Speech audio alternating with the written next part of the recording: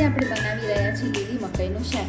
એના માટે જોશે આપણને લીલા મરચાં અને લસણની પેસ્ટ, 3 થી 4 મોટી ડુંગળી, 2 થી 3 મોટા ટામેટાને ક્રશ કરેલા અને 1 વાટકી મકાઈ અને જરૂર મુજબ દહીં।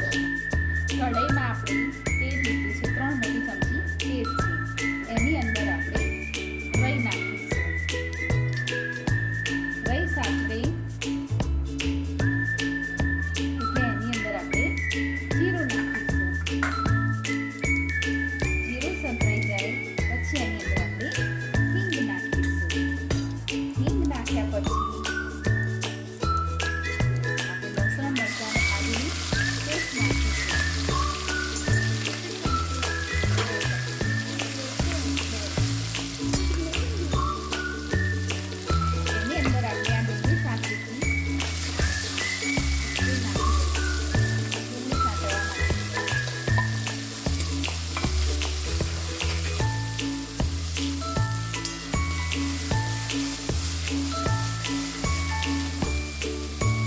A few minutes later. देखो मस्त આપણે ગુલાબી કલરની ડુંગળી થઈ ગઈ છે। હવે એની અંદર આપણે નાખીશું 3 મોટી સાઈઝના ટામેટા લીધા હતા, ચોપરમાં ચોપ કરેલા છે, એ હવે અંદર નાખી દઈશું। એ બી મસ્ત ગુલાબી જેવા આ ડુંગળી જેવી થઈ હતી એવી રીતે ટામેટા બી મસ્ત ચડી જાય ત્યાં સુધી આપણે એને થવા દઈશું। અને ટામેટા જલ્દી ચડી જાય એના માટે આપણે અંદર નાખીશું મીઠું, સ્વાદ અનુસાર મીઠું નાખીશું।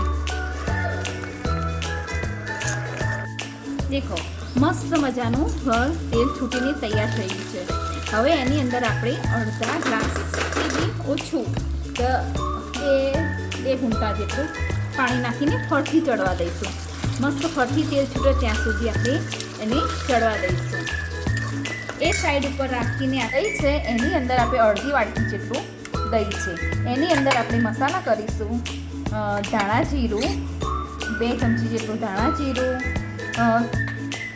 એની અંદર આપણે ધાણા જીરું નાખ્યું, હળદર નાખી, હવે 1 ચમચી જેટલું મરચું નાખીશું અને 1 ચમચી જેટલું આપણે કાશ્મીરી મરચું નાખીશું અને થોડો એની અંદર આપણે ગરમ મસાલો નાખીશું। ગરમ મસાલો બરાબર। હવે એની અંદર આપણે નાખીશું થોડું મીઠું। આગળ મીઠું નાખેલું છે એટલે થોડું મીઠું નાખવાનું અને એ બધી જ વસ્તુ આપણે મસ્ત હલાવી લઈશું। દેખો મસ્ત ઉપર તેલ છૂટીને તૈયાર થઈ ગયું છે। હવે આપણે એની અંદર નાખીશું જે આ દહીંની અંદર આપણે મસાલા જે બધા કર્યા હતા એ દહીં આખું આની અંદર નાખી દઈશું। અને દહીં નાખ્યા પછી કન્ટિન્યુઅસ એકદમ હલાવતું જ રહેવાનું જેથી કરીને દહીં ફાટી ના જાય અંદર।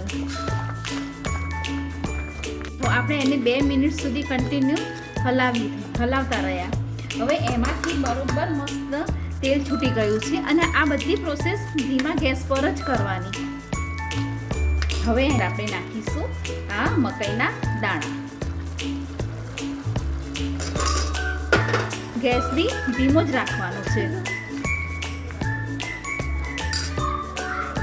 અંદર આપણે નાખીશું થોડી કસૂરી મેથી। હવે શાક થઈ જવા આવ્યું છે। આ જે અંદર થોડું પાણીનો ભાગ હોય એ બધો જ બળી જવા દેવાનું અને મસ્ત તેલ છૂટું પડી જવું જોઈએ। ગેસ ફૂલ ગેસે કરવાનું બરાબર। તેલ છૂટી ગયું છે। હવે એની અંદર આપણે ચીઝ છીણીને નાખીશું। આ ઓપ્શનલ છે, જો મારે ઘરે બધાને ગમે છે એટલે હું નાખું છું। એ આપણું શાક એકદમ દેખો રેડી થઈ ગયું છે। હવે એને આપણે ગેસ બંધ કરી અને બાઉલમાં લઈ લઈશું।